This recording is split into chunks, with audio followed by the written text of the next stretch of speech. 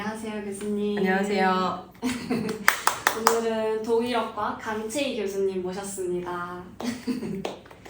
저희 오늘 진로에 대한 이야기들을 한번 해보려고 해요. 간단하게 또 소개 한번 부탁드려도 될까요? 네, 안녕하세요. 저는 한국외국어대학교에서 학사, 석사, 박사를 모두 마친 문학 박사 강채희라고 하고요. 지금 현재 독일어과에서 강의 중입니다. 네. 교수님께서는 그럼 처음부터 독일어에 흥미가 있으셨나요? 고등학교 때부터 하셨는지 아니면 대학에 오셔서 처음 하셨는지도 궁금해요. 사실 제가 독일어를 하게 된 이유는 이게 어렸을 때 경험으로 돌아가요. 사실 아버지께서 외환은행 주재원으로 계셨기 때문에 제가 한 4년 동안을 독일에 있었거든요. 그래서 초등학교 3학년부터 중학교 1학년 시절까지를 보냈는데 그때 독일어를 하다 보니까 너무 자연스럽게 나는 독일어를 하는 사람이다라고 생각을 했었던 것 같아요. 근데 또 학문으로 독일어를 접근하는 것과 생활에서 이렇게 사용하시는 건 또 다른 느낌이셨을 텐데 그 점은 괜찮으셨나요? 어릴 때, 그러니까 생활을 제가 좀 나눠봐야 될 것 같은데 우선 어린 시절의 생활이 있었고 제가 독일 교환학생의 시절이 있었고 또 박사과정의 연수 생활이 있었기 때문에 조금 더 나눠봐야 될 것 같은데 일단 어린 시절의 경험은 제가 독일어를 아예 못하는 상황이었기 때문에 그때는 참 적응하기 굉장히 힘들었었던 시기가 있었던 것 같아요. 그리고 교환학생 시기에는 사실 마냥 놀았다라고 보면 될 것 같고 그때 또 독일 친구들도 만나고 그 친구들을 지금까지 계속해서 이제 연락을 주고받고 있거든요. 친구를 사귀었던 시기라고 볼 수 있을 것 같고 그리고 마지막 시기는 독일 문화를 그제서야 이해하는 시기였다고 볼 수 있을 것 같아요. 사실 어린 시절에 만났던 친구들과 그 교우 관계는 사실 어린 시절의 수준에서 너무 머물러 있는데 이제 어른이 되어서 숙성이 되어서 본 시기는 좀 다른 것 같다는 생각이 들어요. 더 머릿속에 든 것도 많은 상태에서 본 게 또 다른 경험이 됐던 것 같네요. 그쵸, 시야가 조금 더 넓어지니까 그랬던 것 같아요. 네.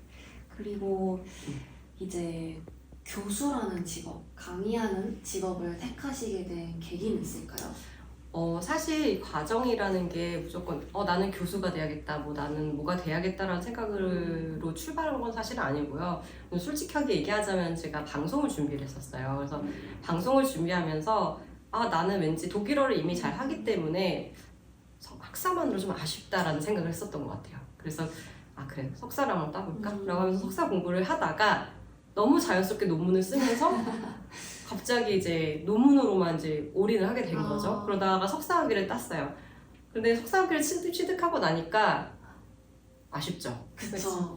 석사학위를 취득해야겠다라고 생각을 하게 됐는데 사실 그게 단순하게 아쉽다라는 생각에서 비롯된 건 아니고 뭔가 내가 좀 더 탐구하고 싶은 게 있다. 또 사고하는 과정이 너무도 즐겁다. 독일 문학이 가진 어떤 매력이라는 게 있잖아요. 그 매력에 조금 더 깊이 들어가 보고 싶다라는 생각을 했기 때문에 박사 과정까지 진학을 하게 됐습니다.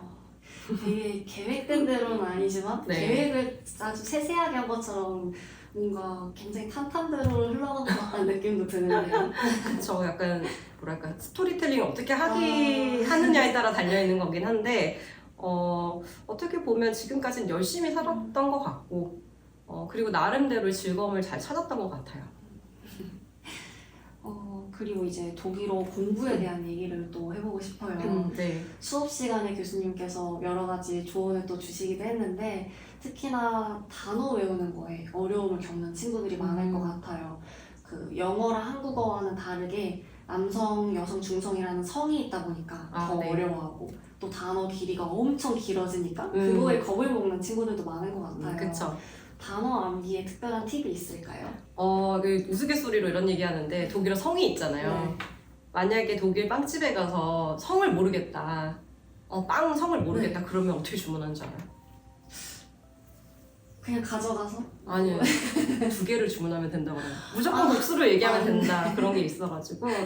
그 농담이지만 사실은 독일어를 하면서 성을 외워야 되는 건 어쩔 수 없어요. 맞아요. 그런데 잘 보다 보면 이게 왜 여성일까라고 생각을 해보면 조금 그게 이해가 되는 것들도 있거든요. 이렇게 문화에서 녹아내린 것도 있고 제 독일 친구가 하는 얘기가 있었는데 이 단어에서 여성의 냄새가 난다고 얘기해요. 근데 물론 그 독일 사람이 하는 얘기긴 한데 열심히 하다 보면 자연스럽게 체득되는 게 있는 것 같아요.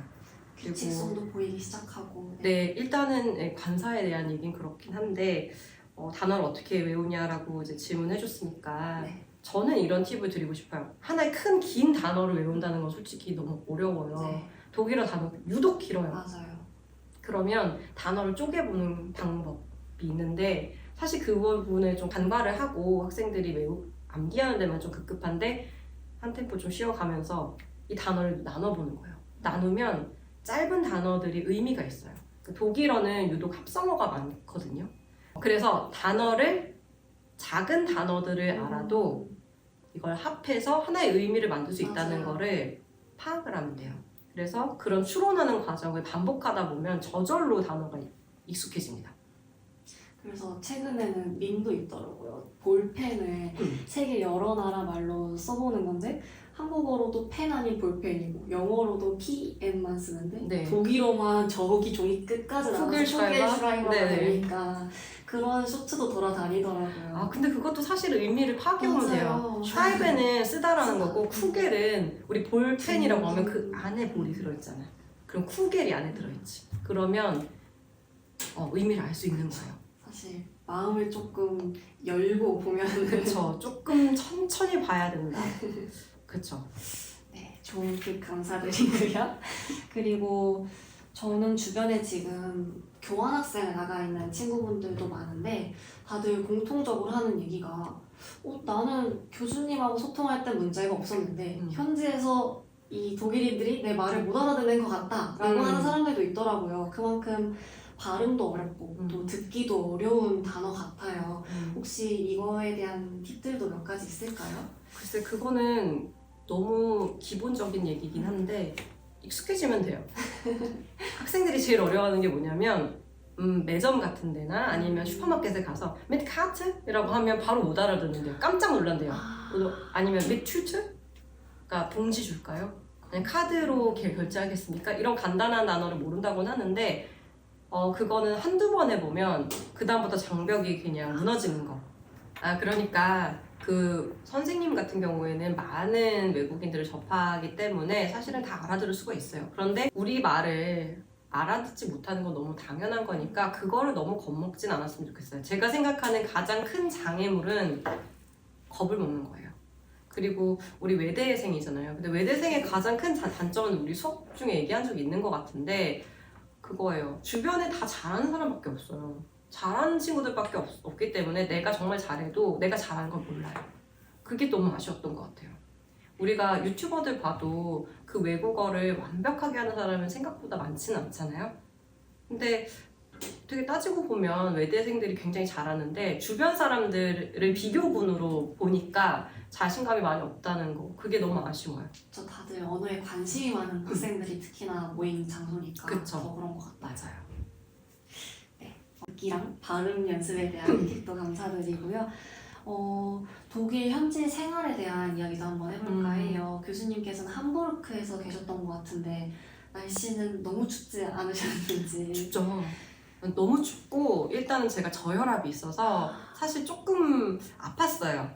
그러니까 어릴 때는 사실 잘 몰랐는데 이제 나이가 들어서 가니까 갑자기 귀도 안 들리기도 하고 어지럽기도 하고 그래서 병원에 갔거든요. 병원을 예약 잡아서 3주 뒤에 오라고 해서 갔는데 나았어요. 3주 뒤라는 시간이 대부분의 병이 낫더라고요. 그러면 약국 같은 거는 좀 잘 돼 있는 편인가요? 약국에 가서 약을 살 수는 있는데 처방약과는 조금 다른 시스템인 것 같아요. 그래서 대부분의 독일 친구들을 보면 약국에 가서 차를 사더라고요. 차를 사서 마시고 오히려 자연적인 치유요법을 사용하고 생각보다 항생제를 먹지 않으려고 하고 그렇게 생활을 하고 있더라고요. 근데 이거 독일어랑 관련 없는 얘기인데. 아니요. 이 독일 생활을 고민하고 있는 친구들에게 도움이 될 수 있기 때문에. 그쵸. 네. 건강할 거예요, 젊어서. 그리고 혹시 그 유학 시절 하시면서 교환학생 때는 또 특히나 많이 노셨다고 하셨는데 많이 놀았죠. 제일 기억에 남는 에피소드도 있으신가요? 기억에 남는 에피소드요? 네. 특별히 없었던 것도 2006년도에 월드컵이 있었나? 굉장히 까마득한 옛날일 건데 월드컵이 있었어요. 네, 맞아요. 네. 그때 정말 열심히 응원하는 독일 사람들을 많이 봤고 그리고 프랑스 사람들도 봤고 그러니까 스포츠 경기를 많이 봤던 것 같아요.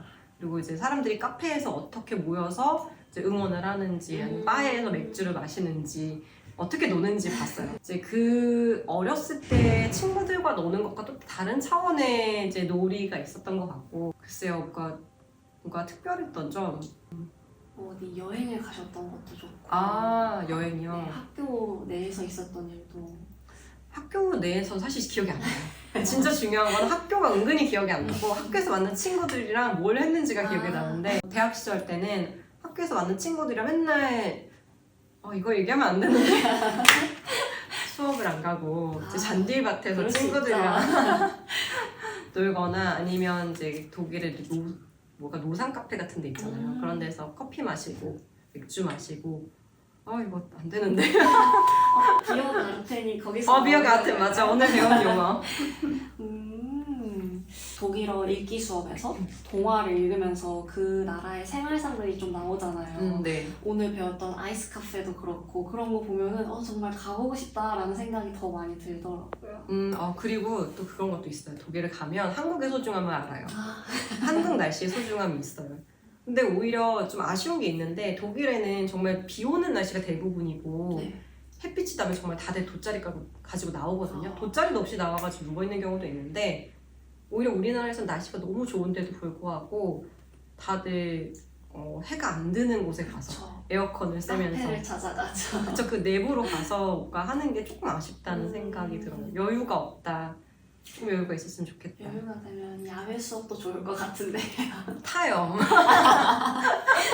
그리고 그 교환학생이나 유학을 고민하고 있는 학생들에게 조언을 해주실 수 있다면 뭐가 있을까요? 교수님이 그때 시절로 다시 돌아갔을 때 나라면 이렇게 했겠다, 이걸 조금 더 했겠다, 이런 내용들도 좋을 것 같아요. 지금 그때보다 더 열심히 놀았겠다?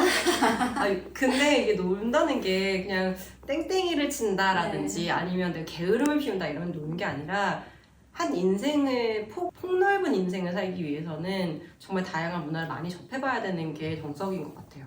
그래서 저는 어떻게 생각하면 하냐면 언어를 배우는 데 있어서는 진짜 언어 그 자체는 사실은 껍데기예요.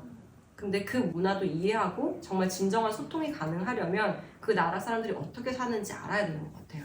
그래서 구석구석을 살펴보면서 그러니까 맨날 가던 데 말고 여기 뭐 펍도 가보고 카페도 가보고 공연이 있으면 거기도 가보고 바닷가에도 가보고 여러 가지 활동을 하면서 독일인들이 어떤 생활을 하는지 좀 더 면밀하게 지켜볼 필요도 있겠다라는 생각을 저는 합니다. 한국에서도 많이 해보기 어려운 것들을 해보면서 그 문화를 아는 것도 또 그쵸. 한국 사회에서 들어와서 생활할 때도 다른 사람을 이해하는 태도로까지 확장시킬 수가 있으니까 그쵸, 그런 맞아요. 게 특히 좋은 것 같아요. 사실 외대의 장점이 그런 것 같아요. 그러니까 타 문화를 경험할 수 있다. 네. 그래서 좀 더 다른 사람에 대한 이해의 폭도 넓혀 볼 수 있고 그리고 미래를 좀 더 설계하는 데 있어서 방향성을 세계로 뻗어나갈 수 있고 그리고 중요하다고 생각하는 게 하나 더 있는데 학생으로서의 특권을 많이 누렸으면 좋겠어요.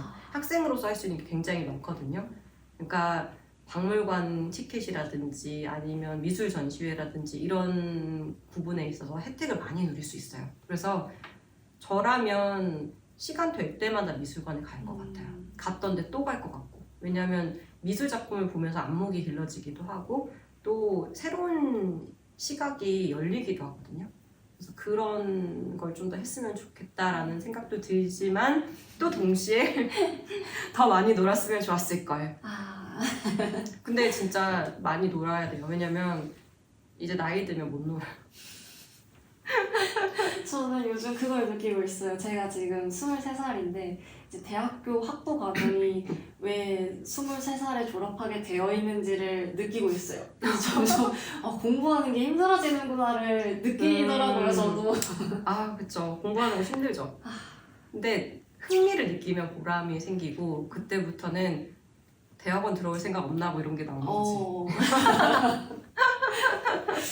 네, 저는 없습니다. 그거 알 수 없어요. 나도 없었어. 그리고 이제 교수님 이제 프로 엔장러로서 엔잡러. 교수님이 거쳐 오셨던 그런 여러 직업들에 대한 이야기도 해보면 좋을 것 같아요. 가장 먼저 하셨던 게 방송 일이신가요? 네. 그러니까 제가 학교 다니면서 사실 방송을 하고 싶어서 아르바이트를 했었어요. 그래서 충주 MBC 라디오 방송국에서 별이 빛나는 밤에 리포터로 활동을 했었고, 또 예전에 있었던 방송국인데 있는 나이스포츠 TV라는 데서 리포터도 했었고, 마포 FM이라는 봉사를 하는 곳에서도 이제 방송을 했었거든요. 그러다 보니까 학창 생활이 조금 빡빡했던 것 같아요. 그러니까 수업이 월, 수, 금으로 몰려있고 나머지는 방송. 라디오 촬영, 라디오 방송을 위주로 하셨던 건가요? 네네, 맞아요. 대단히 신기한 경력이에요. 저로서는 교수님이 일하는 이미지를 생각하면 뭔가 딱딱한 그런 학문적 이미지가 많이 떠올랐는데, 교수님 처음 뵀을 때부터 너무 예쁘신데 하면서 감사합니다. 이거 어떡하지? 이거 써야 되나? 역시 그래서 저는 사실 경력을 받았을 때 방송을 하셨었구나 하면서 뭔가 오히려 납득이 됐던. 그래요? 근데 저는 조금 다른 것 같아요. 다른 분들은 정말 학문을 깊이 있게 탐구하시는데 이거 얘기해도 되는지 모르겠는데 나는 너무 내가 하고 싶은 것만 하는 것 같아. 근데 학생들이 교수님 수업 들으면서 내용이 부족하다 느끼는 건 전혀 아니어서 그런 점에서 감사합니다. 부담을 안 가지셔서 다행이다. 들으셨죠? 그렇게 해야 돼? 오히려 되게 실생활적인 정보를 많이 주시는 수업이어서 너무 재밌게 듣고 있습니다. 다행이다. 그리고 통역일. 통역 맞죠. 궁금해요. 저는 그냥 아르바이트로 몇 번을 해봤을 뿐인데 그때 좀 중요한 걸 느꼈어요. 그러니까 요즘 AI 얘기를 안 할 수가 없는데 AI에 의해서 통역 일이 대체된다고는 하잖아요. 근데 저는 그때 경험을 통해서 오히려 AI로 대체되면 안 되겠다는 생각을 많이 했었어요. 그때 한번 통역 아르바이트를 했는데 이제 그 독일 기업에서 왔고 그리고 한국 기업에서 또 와서 같이 대화를 하는 그런 장이 있었는데 처음에 한국인 분들께서 친하게 지내자는 그런 그러니까 의도가 있었겠지만 저 독일에 대해서 알아요. 바스프, 나치 이렇게 얘기를 하신 거예요. 그래서 너무 깜짝 놀랐어요, 저는. 근데 그걸 통역을 하기도 전에 이미 다 이해를 하셔서 분위기가 안 좋아질 뻔했는데 그때 사실 대처를 좀 했어요. 그때 뭐라고 말씀을 드렸냐면 아직 이해도가 낮기 때문에 우리나라에서는 그 정보가 많지 않기 때문에 의도는 나쁘지 않은 것이다라고 얘기를 했거든요. 근데 만약에 이게 AI로 대체가 된다고 생각을 해보면 사실은 그 협상은 완전히 결렬될 거예요. AI는 그냥 그대로 통역을 해줬을 거예요. 그렇죠. 그리고 제가 최근에 그 기업인 특강이 있어서 한번 들어본 적이 있는데 그때 그 기업인 그 동원 유경재단의 부회장님께서 말씀하시기를 언어를 소홀히 해서는 안 된다라고 얘기를 하시더라고요. 그 통역이 그러니까 아무리 기기가 발달한다 하더라도 그거에 완전히 의존할 수는 없다. 하다못해 그렇잖아요. 우리가 가서 이 통역 기기를 사용해서 메뉴를 시켜 먹거나 아니면 뭐랄까 길을 찾거나 하는 데는 사실 전문 통역인이 필요 없기 때문에 AI를 쓸 수 있지만 만약에 계약을 한다고 했을 때 뭐 예를 들어서 여기다 대고서 저는 당신과 얼마에 계약하고 싶습니다 이렇게 얘기를 하면 신뢰할 수가 없잖아요.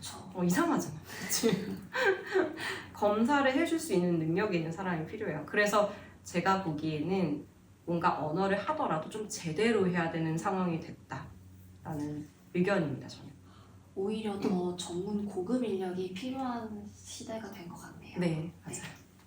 그리고 이제 책 이야기를 안 할 수가 없을 것 같아요. 책?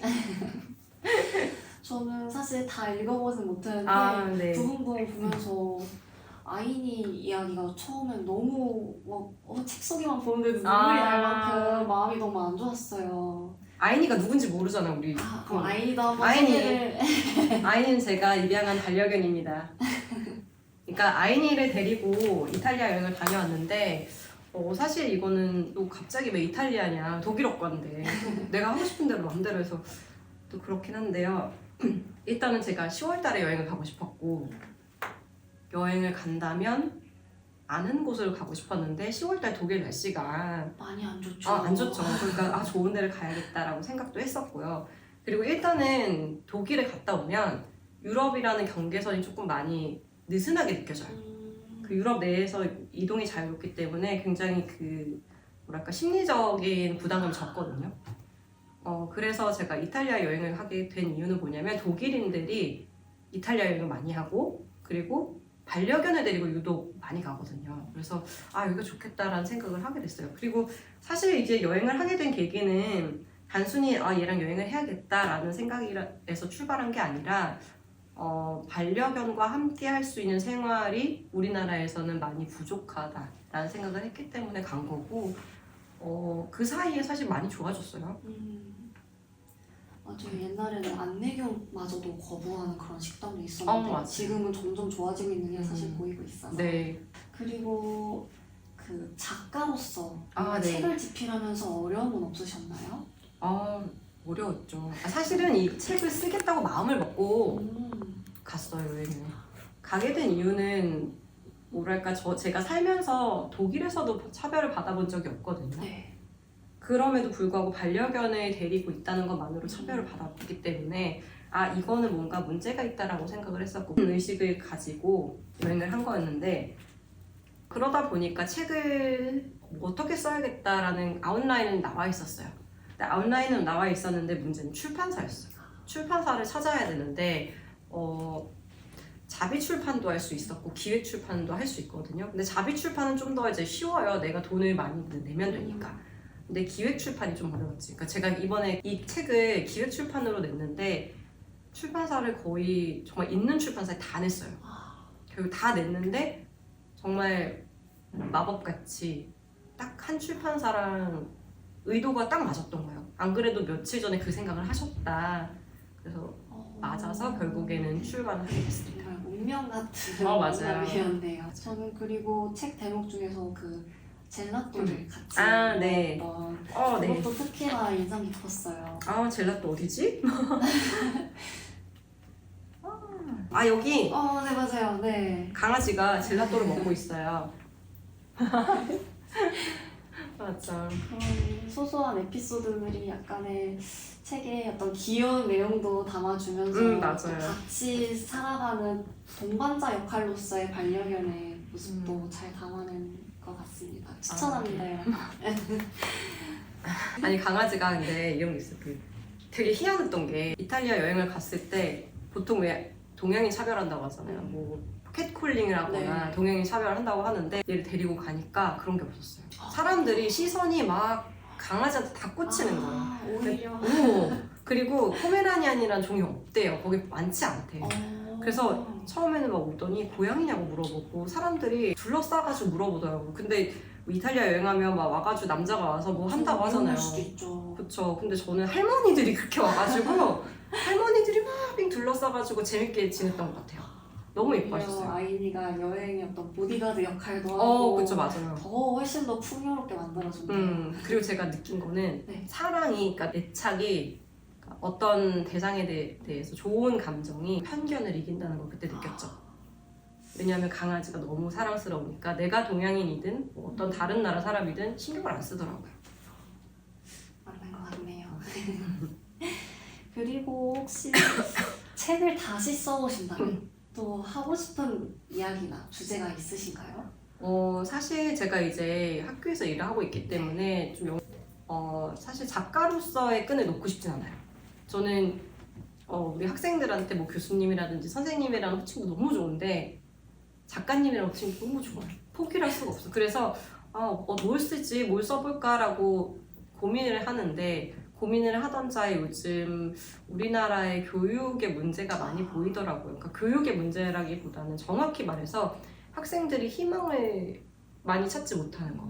그리고 방황하는 거야 뭐 당연하겠지만 뭐랄까 어떤 틀에 박힌 그런 기준에 맞춰 가기만 급급하다 보니까 자기 인생을 둘러볼 수 없는 그런 게 너무 아쉬웠어요. 그래서 그 부분에 대해서 좀 더 탐구를 해보고 계획은 책을 내보고 싶다는 생각은 하고 있지만 조금 더 무르익어야 될 것 같아요. 저 아무래도 교수님께서 지금 말씀하신 대로 뭔가 정해진 시기에 정해진 딱 그것을 하지 않으면 도태된다라는 생각을 하는 청년들이 특히나 많아지고 있는 것 같아요.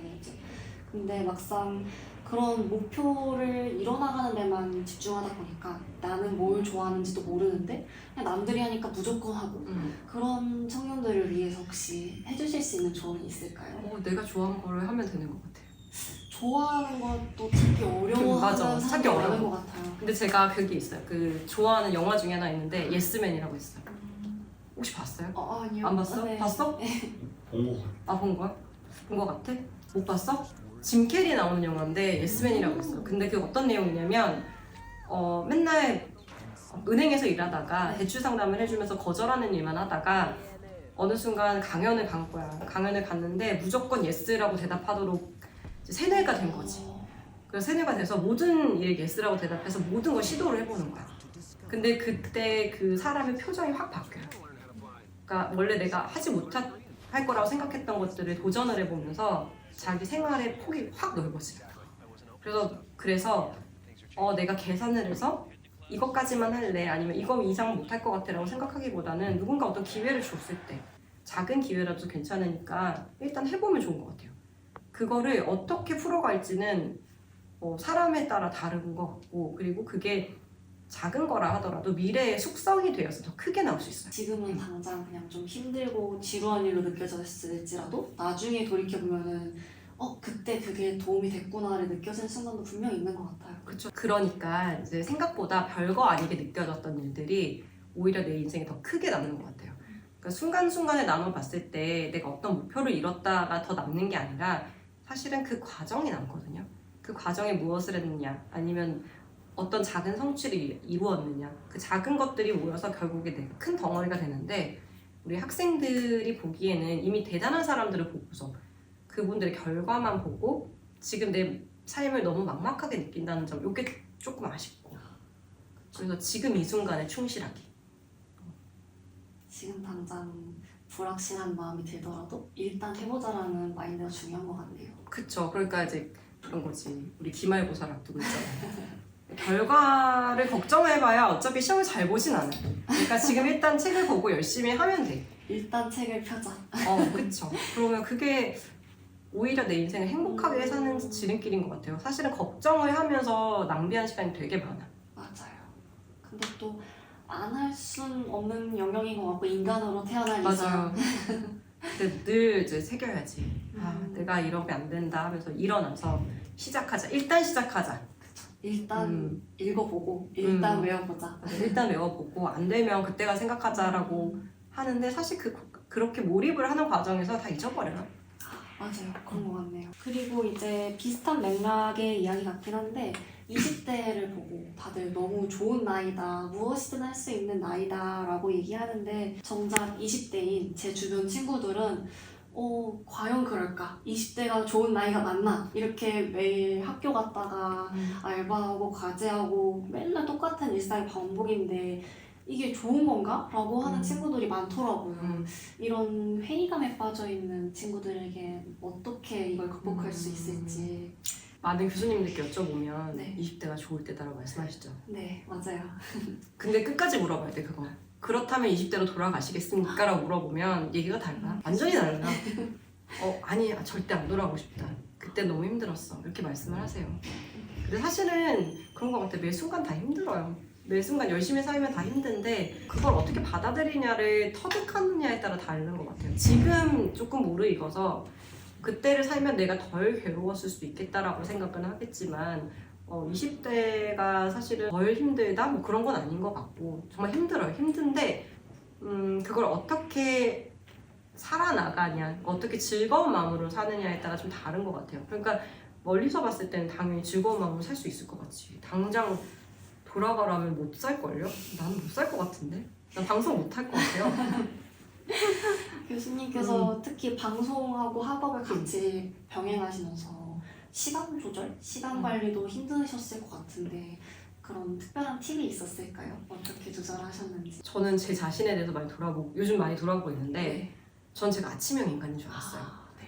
근데 제가 남편이랑 이제 아이가 있는데 잠을 자면 제가 한 12시간을 그냥 알람이 안 울리면 12시간을 자는 거예요. 그래서 저는 제가 부지런한 사람인 줄 알았거든요. 그러니까 학교 생활하면서 제가 신문 스터디도 해서 아침 일찍 나와서 신문 읽고 수업을 9시에 들어갔어요. 늘 1교시가 있었어요. 근데 제가 부지런하다고 생각을 했었던 거죠. 근데 노하우가 있다면 그냥 일단 하는 거. 진짜 어쩔 수 없어. 내가 할 수 있다고 생각하고 일단 하는 건데 잘 따지고 보면 그게 아닐 수도 있다. 결국에 자기 최면이다. 매일 아침마다 할 수 있다. 일단 해보자. 계속 체면을 거는 것도 그쵸. 그리고 중요하지 약간 않았어요. 맞아. 그 뭐랄까 그 뽕에 취해 있었어. 그러니까 나는 할 수 있는 사람이야. 역시 난 돼. 이러면서 취해 있었는데 아니더라고. 근데 그런 마인드가 되게 중요한 것 같아요. 실제로도 제 주변에서 조언해주신 분 말로는 약간 본인이 드라마 주인공이 된 것처럼 살아봐라. 청춘 드라마의 주인공처럼 무엇이든 할 수 있고 다 할 수 있는 사람처럼 살아봐라. 그런 마인드를 가져봐라 하시는데 약간 비슷한 맥락으로 통하는 것 같네요. 그렇죠. 내 삶을 디자인해라, 뭐 창조해라 이런 말과 좀 일맥상통하겠죠. 교수님 존경스러워요. 감사합니다. 똑바로 살아야겠네 이제. 함부로 살 수가 없겠어. 존경스럽다고 하니까. 롤모델 해주실 수 있으신가요? 제대로 살겠습니다. 감사합니다. 그리고 이제 취업에 대한 이야기도 좀 해보면 좋을 것 같아요. 학생들이 독일어과를 졸업해서 혹은 어문계열을 졸업해서 어떤 분야로 가장 많이 진출하는 것 같은지. 아주 어려운 질문이네요. 제가 그 문송한 대표 주자로서 그때 드릴 말씀이 뭔가 많을지 모르겠는데 사실은 독일어라는 거는 어떻게 보면 하나의 기술이기도 하잖아요. 근데 시대가 점점 변하다 보니까 독일어를 어떻게 사용하는지가 많이 변해서 제가 확답은 드릴 수도 없을 것 같아요. 근데 일단 무역에는 많이 사용이 돼요. 근데 과거에는 우리가 독일 문화를 가져오는 데 주력했다면 이제는 우리나라 컨텐츠가 굉장히 많이 살아나고 있잖아요. 네네. 그런 컨텐츠를 역으로 수출하는 데 사용할 수 있어요. 그래서 그런 분야에서 사용하면 정말 좋을 것 같다는 생각이 들고 우리 잘 모르는데 제가 아이를 키우니까 핑크퐁 알죠? 네네. 그거 독일어도 있어요. 그런 컨텐츠가 하나도 생기면서 그걸 독일어로 번역할 수가 있을 거고 그리고 한국어를 배우고자 하는 수요가 굉장히 많아지고 있기 때문에 한국어를 교육하는 방법도 괜찮고 너무 좋죠. 한국어 교육 제 주변에는 이제 독일인들에게 한국어를 알려주고 오히려 그 독일인한테 독일어를 배우면서 공부하는 친구도 있더라고요. 그것도 굉장히 좋죠. 뭔가 그런 식으로 교육 분야의 일도 같이 고려해보면 좋을 것 같아요. 맞아요. 교수님 주변에 혹시 외국에서 취업해서 직장 생활을 하시는 분은 안 계신가요? 있어요. 근데 프리랜서 생활하는 친구는 있어요. 그러니까 통번역 독일어는 아니고 네. 프랑스어 통번역학 전공해서 네. 이제 석사과정 통번역대학원에서 석사를 한 다음에 프리랜서 통역을 하는 친구이자 유튜버이자 같이 이제 책 읽기 스터디 장 친구가 있죠. 멋있어요. 정말 멋있어요. 그 해외 생활에 대해서는 만족을 하시나요? 그곳에서 아이도 낳고 잘 지내고 있어요. 너무 좋아요. 너무 좋아하는데 이제 외국인으로서 핸디캡이 당연히 있기 때문에 좀 외롭다 이런 것도 있고 음식이 그립다 그런 게 있죠. 음식이 생각보다 단순한 문제라고 생각하지만 어떻게 보면 가장 큰 문제죠. 네, 그렇죠. 큰 문제지. 그러니까 빨리 이제 한국 식당이 많아져야겠지. 한식 장사를 하는 것도 하나의 진로가 될 수 있겠는데요. 그렇죠. 이제 앞으로 교수님께서 어떤 일을 또 기획하고 계시는지 아까 책 이야기 말고도 추가로 생각하고 계신 게 있을까요? 앞으로 계획을 말씀드리자면 사실 없어요. 없어. 왜 물어봐? 이거 질문지에 없었어. 나는 있었어요, 교수님. 그래? 있었어? 뭘 계획하고 있나? 저는요. 일단은 AI 공부도 해보고 싶고요. 그리고 아이 교육에도 좀 관심이 많아요. 그래서 독일 동화책에도 좀 관심이 많고. 근데 이러다 보면 너무 많아지는데 다 안 좋아하는 게 없어가지고 여러 가지 해보고 싶어요. 근데 살면서 취할 수 있는 거 다 취해보고 싶고 그게 꼭 학계가 아니더라도 여러 가지 일 해보고 싶어요. 저 그것도 해보고 싶어요. 한복 모델 선발대회. 그것도 해보고 싶어요. 그거 나이 들어서도 할 수 있단 말이죠. 근데 보니까 학기 내에 해야 되더라고요. 그래서 그러면 못 나갈 것 같은데 그것도 있기도 하고 취미가 발레거든요. 그래서 열심히 해서 콩쿨도 나가보고 싶은데 요즘 무릎이 시려서 못하겠네. 그런 것도 있고 아이를 잘 키워야겠지. 그렇게 관심사가 다양한 것도 특히 좋은 것 같아요. 내가 이 분야에서 내 역할에 좀 실망스러웠다면 다른 뭐 발레를 하는 나로 하면서 만족할 수도 있고 아 맞아요. 그런 게 되게 중요한 것 같아요. 맞아. 나의 세상이 한 곳에만 있지 않고 여러 군데 있다고 생각을 하면서 좋은 것 같고, 제가 최근에 느낀 건데 나의 정체성에 대해서 좀 고민을 많이 해요. 왜냐면 학교에 오면 나는 선생님이고 네. 아이를 픽업하면서 놀이터에서 볼 때는 그쪽 아이 엄마들과의 세상이 내 세상이거든요. 근데 나는 누군지 모르겠어요. 그래서 딱 들었던 생각이 뭐냐면 어떤 소속감을 통해서 내 정체성을 찾으면 안 되겠다는 생각을 했어요. 그러니까 내가 있는 그대로 나를 만들어가는 과정을 통해서 내 정체성을 찾아야 하지, 소속감은 이제는 아닌 것 같아요. 왜냐하면 이제 N잡이잖아요. 그러니까 이직도 잦아지고 하는 네. 상황에서 어떤 소속감을 통해서 나를 정의내린다? 그건 조금 어려운 것 같아요. 그럼 부수적으로 어떤 소속감이 개인의 정체성 형성에 도움을 줄 수는 있지만 그렇죠. 뭔가 본연의 내 모습을 찾기 위한 노력도 필요하다고 보시는 거네요. 그렇죠. 그 소속감보다는 오히려 그 안에서 배우는 업무의 내용이 더 중요하고, 결국에 내가 어떤 명함을 내밀더라도 그냥 이름 석자만으로 모든 게 해명이 되는, 모든 게 설명이 되는 그런 존재가 되고 싶은데 쉽지 않겠죠? 슈퍼스타가 돼야지 그렇죠. 나 가능하니까. 강체야 뭐 이래야 되는데 쉽지는 않겠지만 어쨌든 그 방향으로 가봐야죠. 응원합니다. 저희 오늘 꼭 여쭤보고 싶었던 이야기들은 다 완료가 되었고요. 네, 마지막으로 이 영상을 보게 될 진로 취업을 고민하고 있는 학생들에게 한 말씀 부탁드릴게요. 이 책 많이 찾아주세요. 그건 아니고 어쨌든 어학을 선택을 했다면 정말 열심히 해봤으면 좋겠어요. 그냥 수업 시간에 와서 단어 찾아서 하고 이게 아니라 그 나라의 컨텐츠를 직접 찾아봤으면 좋겠어요. 사실은 선생님들도 그걸 다 찾아서 주는 건 한계가 있어요. 왜냐면 선생님들이 봤을 때 이 컨텐츠 참 괜찮은데 약간 조금 선정적일 수도 있고 여러 가지 제약이 걸리거든요. 그러면 추천을 할 수가 없어요. 그러니까 직접 찾아보고 내가 뭔가 인스타그램을 만약에 한다고 치면 인스타그램에 독일인을 팔로잉을 해보고 유튜브도 독일인 유튜브를 보고 그렇게 몰입을 하다 보면 결국에는 어느 순간 다 들릴 거예요. 다 들리고 말할 수 있고, 너무 걱정하지 않았으면 좋겠고, 그리고 못한다고 내가 시험을 못 봤다고 좌절하지 않았으면 좋겠어요. 기말고사를 앞둔 친구들에게도 힘이 되겠네요. 잘 봐.